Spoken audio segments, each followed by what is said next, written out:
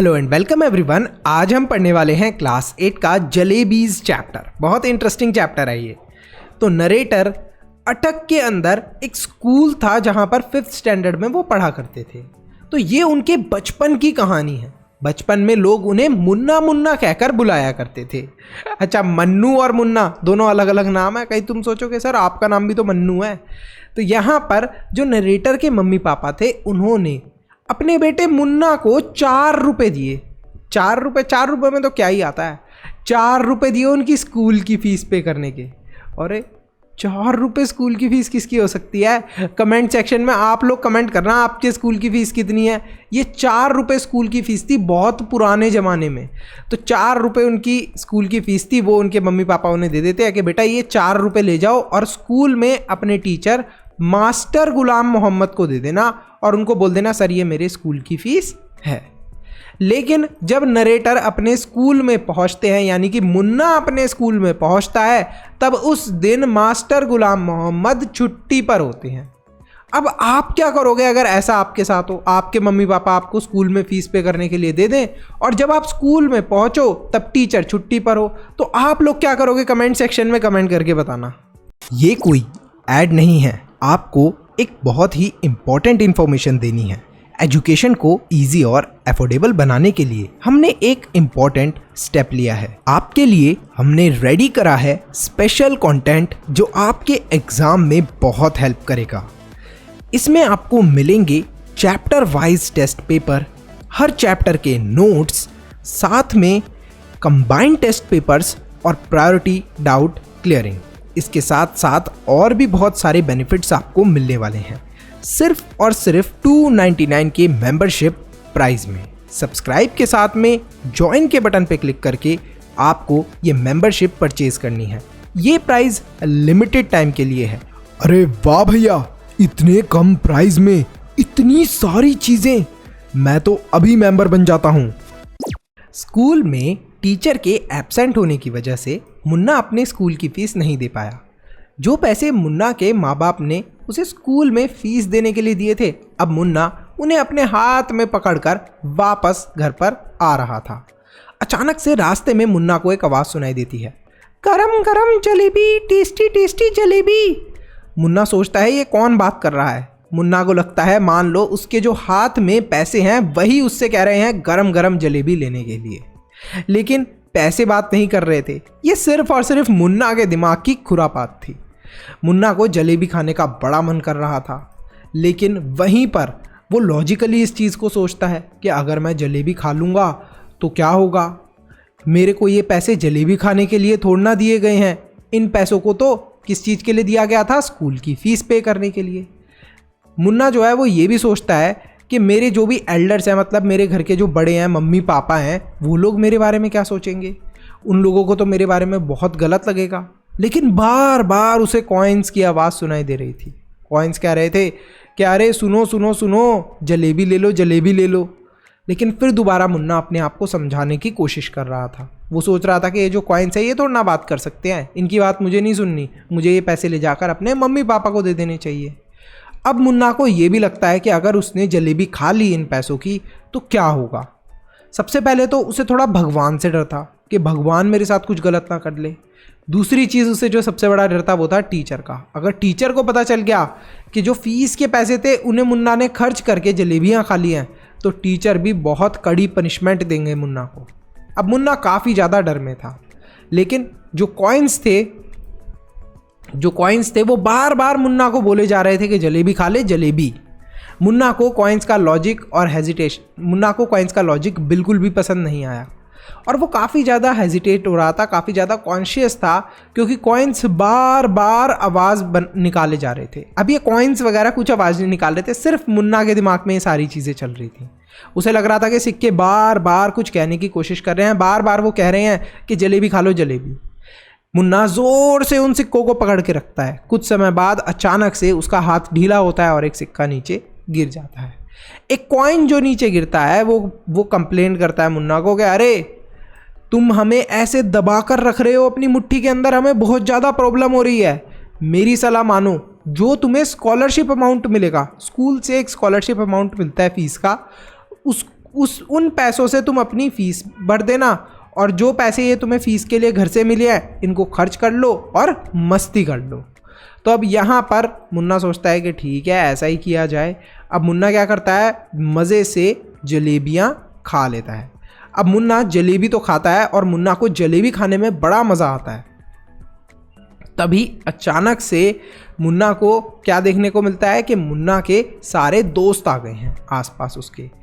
एक दो दोस्त बोलते हैं अरे भाई अकेले अकेले जलेबी खा रहा है, हमें भी खिला दे।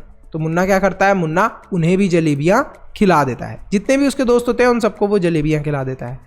कुछ समय बाद मुन्ना देखता है कि आसपास बहुत सारे गरीब लोग भी आ गए हैं, बैगर्स भी आ गए हैं, चिल्ड्रन भी आ गए हैं। तो मुन्ना क्या करता है, दोबारा जाता है, कुछ पैसों की जलेबियाँ दोबारा खरीद लेता है। मतलब कि लगभग 2 रुपये की जलेबियाँ वो दोबारा से खरीद लेता है। 1 रुपये की जलेबी उसने शुरू में खरीदी थी, ठीक है, और 2 रुपये की अब वो दोबारा खरीद लेता है अपने दोस्तों को खिलाने के लिए और इन बैगर्स को खिलाने के लिए। तो अब मुन्ना को ऐसी फीलिंग आ रही होती है जब वो इन सब गरीब लोगों को जलेबियां बांट रहा होता है जैसे कि वो एक बहुत बड़ा मिनिस्टर है। आपने देखा ना कि मंत्री लोग हो गए या फिर नेता लोग हो गए, वो फ्री की चीज़ें लोगों को डोनेट करते हैं। तो यहाँ पर मुन्ना को ऐसी फीलिंग आ रही होती है कि जैसे कि वो एक मिनिस्टर बन गया है या फिर एक मंत्री टाइप बन गया और वो लोगों को फ्री की जलेबियाँ डिस्ट्रीब्यूट कर देता है। अब मुन्ना को डर लगता है। किस चीज़ का डर लगता है कि अब वो घर पर क्या जवाब देगा। लेकिन जब मुन्ना घर पर आता है तो वो अपने आप को अच्छे से क्लीन कर लेता है।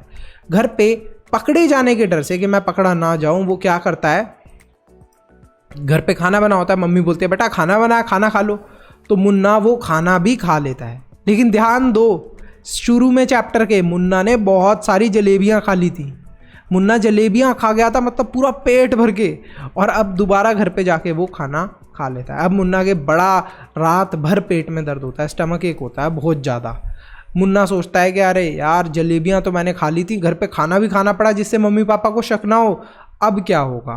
तो वो यही सारी चीज़ें सोचने लगता है और वो रात को ये भी सोचता है कि अगर मैंने सपने में गलती से जलेबी वगैरह वर्ड बोल दिया तो मम्मी पापा समझ जाएंगे। अगली सुबह मुन्ना तैयार होकर अपने स्कूल में जाता है। एक चौक लेता है हाथ में, एक स्लेट लेता है। पहले बच्चे ऐसे जाया करते थे चौक और स्लेट लेके, और वो मज़े से स्कूल में जाता है और सोचता है कि जो स्कॉलरशिप अमाउंट मिलेगा, मतलब कि जो उसने स्कॉलरशिप जीती थी, उन्हीं पैसों से वो अपने स्कूल की फ़ीस भर देगा। लेकिन जब वो स्कूल में पहुंचता है तो टीचर बोलते हैं बेटा स्कॉलरशिप अमाउंट तुम्हें अगले महीने मिलेगा और जितने भी बच्चों को फ़ीस जमा करनी है वो रिसेस यानी कि लंच पीरियड के अंदर फ़ीस जमा कर देना। तो यहाँ पर अब मुन्ना बहुत बड़ी आफत के अंदर आ चुका था। उसने तो सारे फीस के पैसे खर्च कर लिए थे, अब क्या होगा, और स्कॉलरशिप अमाउंट भी नेक्स्ट मंथ मिलेगा। मुन्ना मन ही मन सोचता है कि मैंने तो सारे फीस के पैसे खर्च कर दिए, अब रिसेस के टाइम पर सर बुलाएंगे और स्कॉलरशिप वाले पैसे भी अगले मंथ मिलेंगे, अब क्या होगा मेरा। मुन्ना मन ही मन ये सारी चीज़ें सोच रहा होता है। उसके दिमाग में एक आइडिया आता है कि फटाफट बैग पैक करके स्कूल से निकल लेता हूँ। तो मुन्ना बंक मार लेता है स्कूल को। फटाफट रिसेस से पहले ही मुन्ना स्कूल से निकल जाता है। मुन्ना काफ़ी ज़्यादा दुखी हो गया था, बहुत ज़्यादा डिप्रेस था। वो भगवान से प्रे करता है कि हे भगवान मेरी मदद कर दो, और भगवान आप ही हो जो मुझे बचा सकते हो और आप ही मेरी आखिरी उम्मीद हो। मुन्ना ये भी प्रॉमिस करता है भगवान को कि मैं कभी भी जलेबियाँ नहीं खाऊंगा। मुन्ना मन ही मन सोचता है हे अल्लाह मेरी हेल्प कर दो, हे अल्लाह मैं तो तुम्हारी सारी किताबें भी पढ़ता हूँ, सारे रूल भी फॉलो करता हूँ, प्लीज़ मेरी हेल्प कर दो।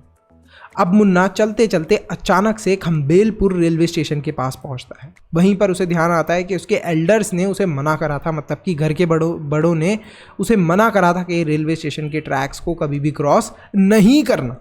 तो मुन्ना उन्हें क्रॉस नहीं करता और वहीं पे पास में एक ट्री होता है उसके नीचे बैठ जाता है। वहाँ पर बैठा बैठा वो बहुत दुखी हो रहा होता है, रिमोर्सफुल हो रहा होता है, मतलब बहुत परेशान हो रहा होता है, दुखी हो रहा होता है। उसे ये लगता है कि जो भी उसके घर वालों ने उसे कमांड दी थी, मतलब कि जो भी चीज़ करने को उसे कहा था वो चीज़ उसने फॉलो नहीं करी, इसी चीज़ की वजह से उसको सारी सज़ा मिल रही है। एक तरीके से मुन्ना रोने ही वाला था, बहुत ज़्यादा ब्रेकडाउन की कंडीशन में आ गया था, मतलब he was going to cry, रोने वाला था। तो यहीं पर वो अपने आप को इन सारी चीज़ों से रोक लेता है। वो भगवान से प्रे करता है और अपनी मिस्टेक को एडमिट भी करता है, बोलता है हे अल्लाह मेरे से गलती हो गई, अब से अल्लाह मैं ऐसा नहीं करूँगा, प्लीज़ मेरी हेल्प कर दो। मुन्ना वापस थक हार कर अपने घर पर आता है। जब वो वापस आ रहा होता है रास्ते के अंदर उसे पता है कौन मिलता है, जलेबी वाला। और वो जलेबी वाला उसे बोलता है अरे भैया मुन्ना, जलेबी खाओगे क्या आज भी? लेकिन मुन्ना उसे कोई भी रिप्लाई नहीं करता, चुपचाप चलता रहता है। अगले दिन स्कूल जाने की बजाय मुन्ना क्या करता है, दोबारा से वहीं रेलवे स्टेशन के पास में जो ट्री होता है उसके पास जाकर उसके नीचे बैठ जाता है।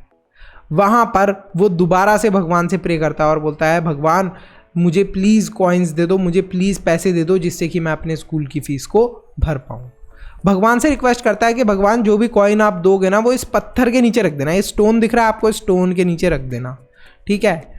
तो वो सोचता है कि भगवान शायद इस स्टोन के नीचे पैसे रख देंगे और बोलता है कि मैं थोड़ा दूसरी जगह जाता हूँ, एक ट्री को टच करके वापस आता हूँ, जब तक आप पैसे रख देना स्टोन के नीचे। जब वो दूसरे ट्री को टच करके वापस आता है तब तक वो ये देखता है कि उस स्टोन के नीचे शायद पैसे आ गए होंगे। तो स्टोन को उठाता है तो स्टोन के नीचे पैसे वैसे कुछ नहीं होते, एक कीड़ा होता है, एक वॉर्म होता है जो उसे देखने को मिलता है। मुन्ना काफ़ी ज़्यादा दुखी होता है, बोलता है, अरे भगवान तुमने भी मेरी हेल्प नहीं करी। मन ही मन वो सोचता है कि भगवान तुमने ऐसा क्यों करा, मेरी हेल्प क्यों नहीं करी। जब वो घर पर आया तो घर पर उसके पेरेंट्स ने पूछा कि भाई तुम स्कूल क्यों नहीं गए थे। मुन्ना हकपक आ जाता है, बोलता है, अरे मम्मी पापा को ये भी पता चल गया कि मैं स्कूल नहीं गया था। अब मुन्ना पे बहुत डांट पड़ती है। मुन्ना बार बार यही चीज़ सोचता रहता है कि जो अल्लाह है यानी कि भगवान है, उन्होंने मेरी मदद क्यों नहीं करी, अल्लाह ने मेरी हेल्प क्यों नहीं करी। जब तक मुन्ना क्लास 7th या 8th में नहीं आता तब तक वो यही चीज़ बार बार सोचता रहता है, अल्लाह ने मेरी मदद क्यों नहीं करी, मेरी इतनी डांट पड़वा दी, मैं फंस गया उस दिन, बहुत बुरा। लेकिन बाद में उसे रियलाइज़ होता है जब वो थोड़ा बड़ा हो जाता है कि भगवान इस तरीके से अगर सबकी हेल्प करने लगे तो चीज़ें कैसे अच्छे से चलेंगी। बाद में वो काफ़ी ज़्यादा रियलाइज़ करता है ट्रूथ को और थोड़ा रैशनल बन जाता है अपनी अप्रोच में। यहीं पर हमारा चैप्टर ख़त्म होता है। काफ़ी इंटरेस्टिंग चैप्टर था। क्या आपके साथ भी कभी कुछ ऐसा हुआ है? कमेंट सेक्शन में कमेंट करके बताना। सब्सक्राइब कर दो फटाफट चैनल को। अगर आपको इस चैप्टर के सैम्पल पेपर चाहिए, मतलब इंपॉर्टेंट क्वेश्चंस जो पेपर में आते हैं, तो आपको क्या करना है, सब्सक्राइब के साथ में ज्वाइन के बटन पर क्लिक करके मेम्बर बनना है। मेम्बर बन जाओगे आप तो आपको सैम्पल पेपर के साथ साथ ये सारे नोट्स मिल जाएंगे। मतलब आपको पूरा चैप्टर पढ़ने की ज़रूरत नहीं है बुक से, इतने शॉर्ट में आपका पूरा काम हो जाएगा। एग्जाम से पहले आप रिवाइज कर सकते हो उन नोट से। See you in the next video. Bye bye till then. Manu से ज्ञान लेते रहो।